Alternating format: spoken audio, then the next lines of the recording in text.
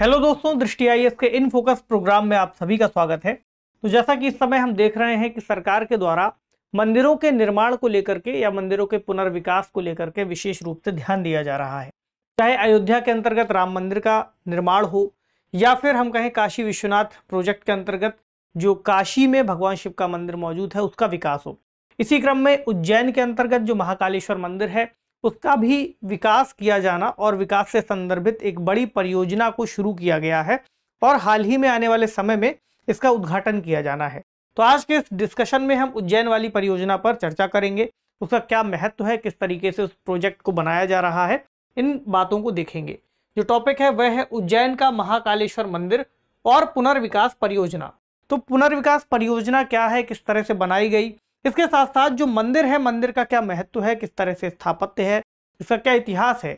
चूंकि art and culture वाले section में आसानी से इस प्रश्न को पूछा जा सकता है और चूंकि पुनर्विकास परियोजना है इसलिए जीएस पेपर 3 से भी जुड़ सकती है।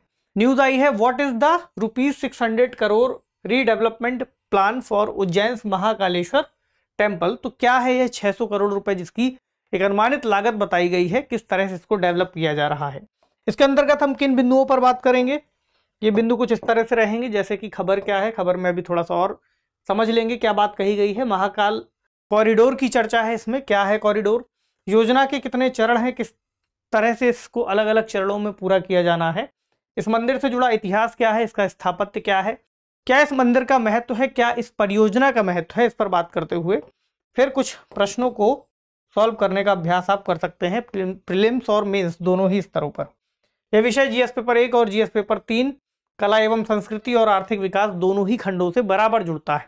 साथ ही सरकार की योजना है, इसलिए अगर योजना वाले सेक्शन से इसको पूछा जाएगा तो जीएस पेपर 2 के अंतर्गत भी कुछ योजनाओं के अंतर्गत जोड़ा जा सकता है। हालांकि प्रमुख इसका जो महत्व है जीएस पेपर 1 और जीएस पेपर 3 के अंतर्गत ज्यादा वेटेज इसका दिखाई देगा। तो पहले जानते हैं कि खबर क्या है। चूंकि हमने चर्चा की ही, तो 11 अक्टूबर को प्रधानमंत्री नरेंद्र मोदी जी महाकालेश्वर कॉरिडोर का उद्घाटन करेंगे। कहां पर करेंगे? मध्य प्रदेश के अंतर्गत उज्जैन शहर में, ठीक है।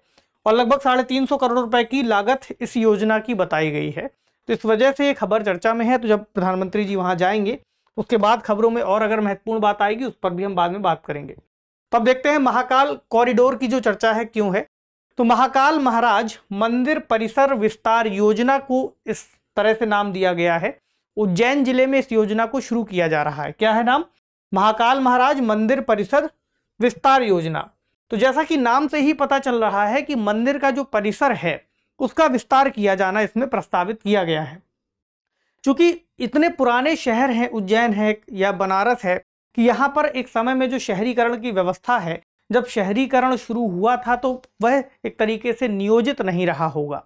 ठीक, तो आज के समय में हम देखते हैं कि वहां पर संकरी गलियां, ठीक, तंग सड़कें, मंदिर के आसपास बहुत सारे भवनों के निर्माण, ये सारी चीजें हमें दिखाई देती हैं। तो सरकार का प्लान ये है कि अब इस पूरी व्यवस्था को हम बेहतर करें। जो मंदिर है, मंदिर का प्रांगण जो आने वाले तीर्थ स्थल के रूप में उसको विकसित करें, ठीक, एक पर्यटन स्थल के रूप में विकसित करें। इसके लिए क्या करेंगे? उसके आसपास के क्षेत्र का विस्तार करेंगे, तो उसको और खूबसूरत बनाएंगे, उसका सौंदर्यीकरण करेंगे। तो चूंकि सड़कें बहुत पतली हैं, सकरी हैं, ठीक, तो भीड़ भाड़ बहुत ज़्यादा एकत्रित हो जाती है। जो लोग आते हैं उनके रुकने की ठीक तरह से व्यवस्था नहीं हो पाती। मंदिर के अंदर जब श्रद्धालु जाते हैं तो बहुत ज़्यादा लाइनें लगती हैं। तो इन सभी चीज़ों से बचने के लिए श्रद्धालुओं को एक अच्छा वहाँ पर वातावरण उपलब्ध कराने के लिए इस पूरी परियोजना को लाया गया है। तो इस योजना को कितने चरणों में शुरू किया जाना है? अलग अलग चरण है इसमें। 2 चरणों में इस योजना को चलाया जा रहा है। लगभग 2.82 हेक्टेयर का महाकालेश्वर का मंदिर परिसर है। अब चूंकि ये मंदिर परिसर इतना है तो इसको अब विस्तार दिया जाएगा लगभग 47 हेक्टेयर तक। तो पूरा जो प्रोजेक्ट है उसमें मंदिर परिसर को बहुत चौड़ा किया जाएगा, बहुत सारी सुविधाओं को इसमें जोड़ा जाएगा। और इस 47 हेक्टेयर में इसमें 17 हेक्टेयर की जो रुद्रसागर झील है इसको भी इसके साथ जोड़ करके इस सौंदर्यीकरण प्रोजेक्ट में शामिल किया गया है। शहर में इससे ऐसा अनुमान लगाया गया है कि जो वार्षिक रूप से एक लोड रहता है लगभग 1.5 करोड़ लोगों का, वह बढ़ जाएगा और लोग आसानी से वहां पर जा करके दर्शन कर पाएंगे।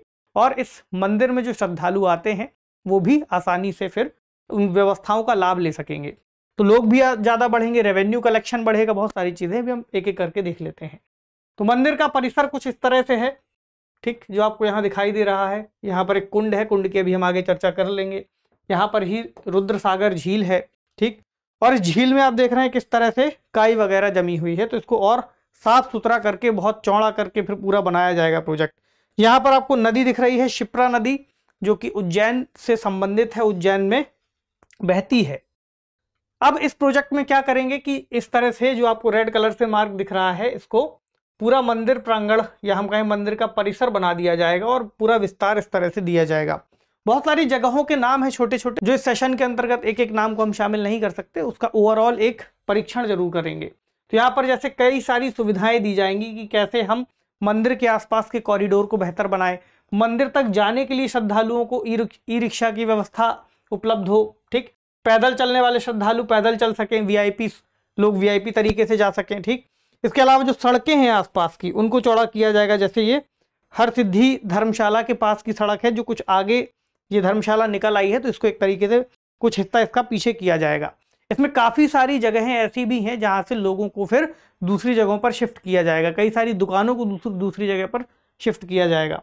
कुछ इस तरह से पूरा प्रोजेक्ट डिज़ाइन किया गया है। तो इसका जो पहला चरण है, इसकी प्रमुख बात यह है कि इसमें एक विजिटर प्लाजा का निर्माण किया जाएगा, ठीक, जिसके 2 द्वार होंगे, एक है नंदी द्वार, दूसरा पिनाकी द्वार।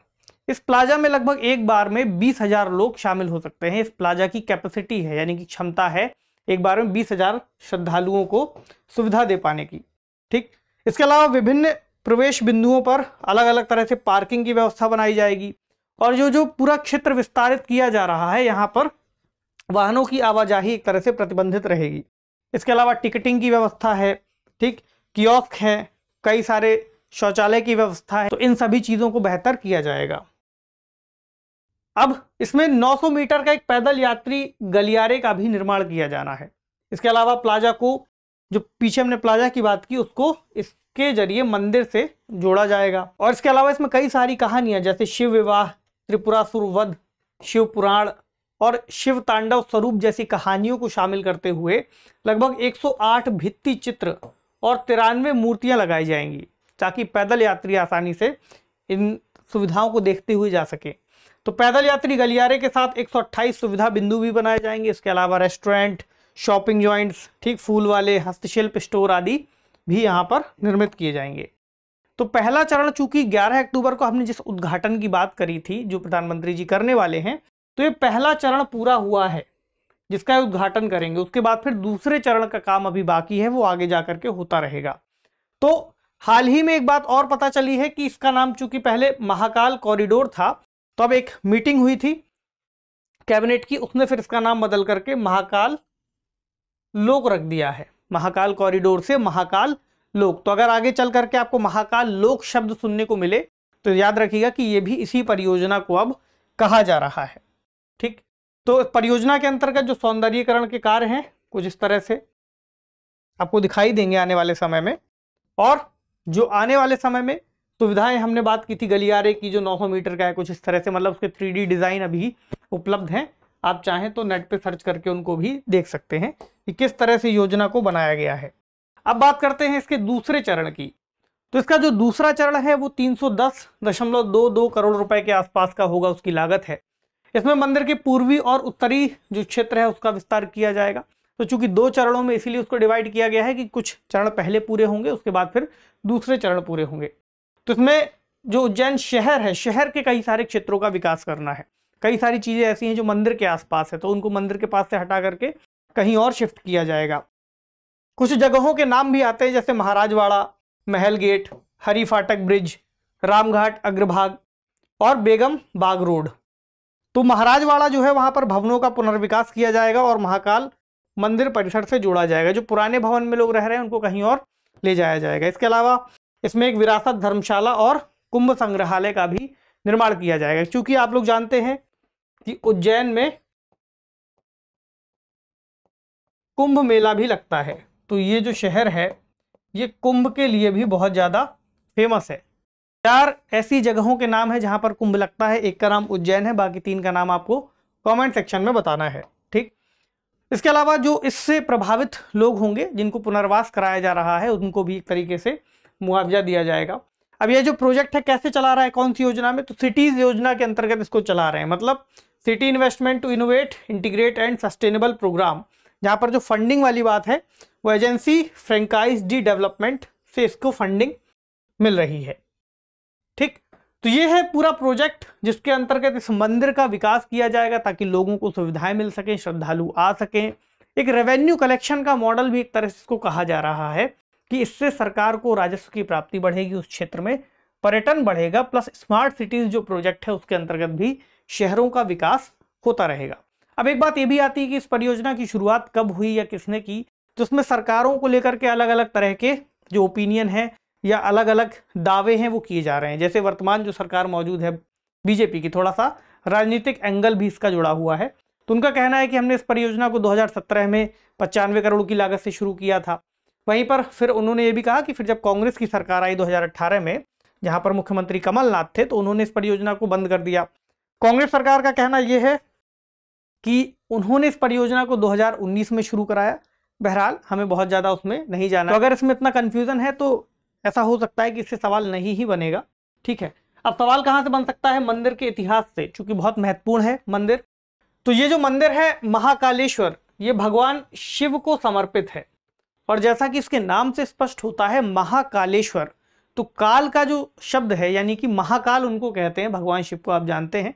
तो हिंदू मंदिर है पहली बात तो, ठीक, प्लस काल जो शब्द है, काल को अक्सर समय के रूप में भी देखा जाता है। तो ऐसा कहा गया है कि लॉर्ड ऑफ टाइम यानी समय के भी ईश्वर, तो समय भी उनके ही अंतर्गत निहित है। पुराणों में ऐसे ही जिक्र मिलता है कि इसकी स्थापना सबसे पहले प्रजापिता ब्रह्मा के द्वारा की गई है। ठीक, तो काफी ज्यादा समय से मौजूद है। और ये जो शिवलिंग है यहाँ पर, चूंकि शिवलिंग की पूजा की जाती है प्रमुख रूप से, तो शिवलिंग यहाँ पर जो मौजूद है वह स्वयंभू है।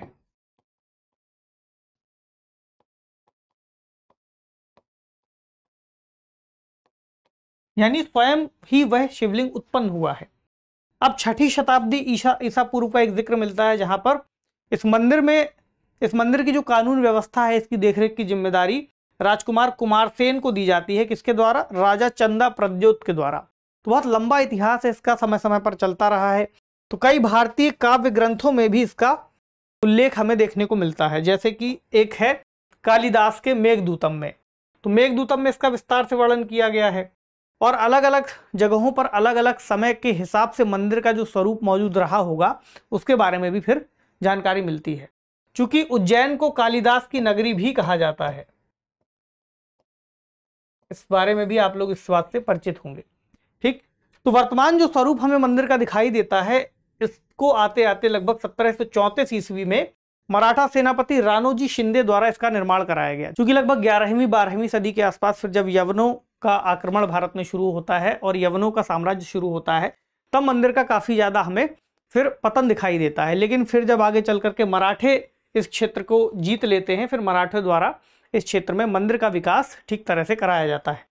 तो आजादी से पहले इस क्षेत्र की जो देखभाल थी, मंदिर की देखभाल थी, वो देव स्थान ट्रस्ट द्वारा की जाती थी। ठीक, लेकिन स्वतंत्रता के बाद फिर उज्जैन के नगर निगम को इसकी जिम्मेदारी सौंप दी गई, और वर्तमान समय में उज्जैन जिले के कलेक्ट्रेट कार्यालय द्वारा मंदिर प्रशासन को मैनेज किया जाता है।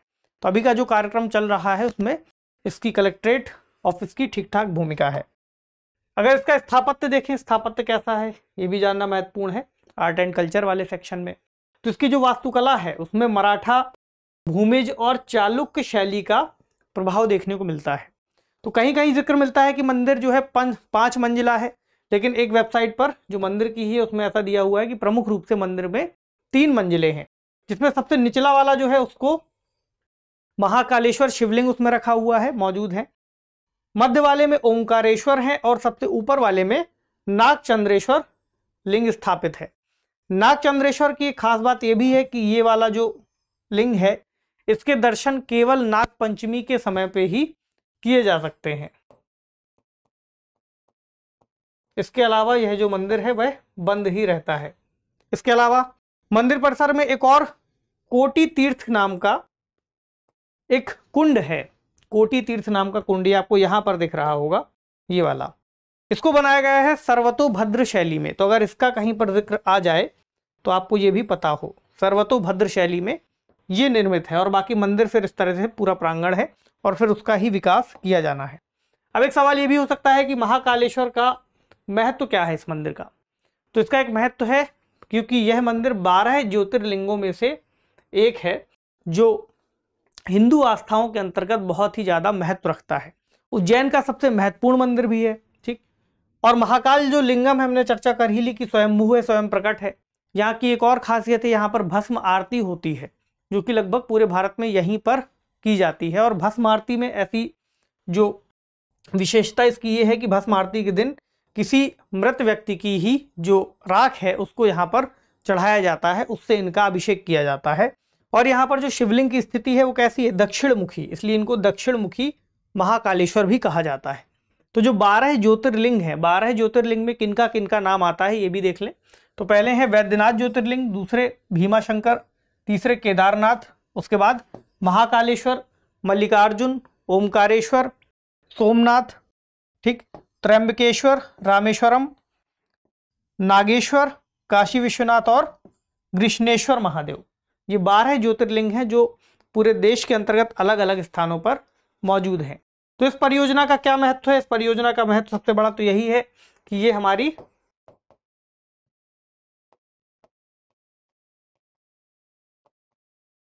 संस्कृति, विरासत,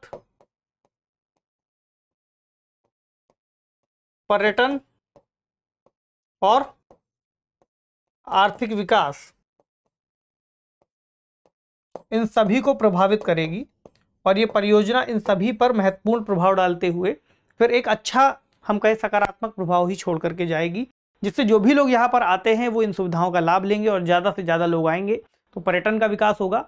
इसके अलावा जो ऐतिहासिक विरासत है उसको भी हम सहेज करके रख पाएंगे और उसको जीवंत बनाए रखेंगे, ठीक है। तो चलिए अब बढ़ें सवाल की तरफ। सवाल क्या है, निम्नलिखित में से कौन सा मंदिर 12 ज्योतिर्लिंग में शामिल नहीं है? पहला कृष्णेश्वर, रामेश्वरम, महाकालेश्वर या फिर बृहदेश्वर।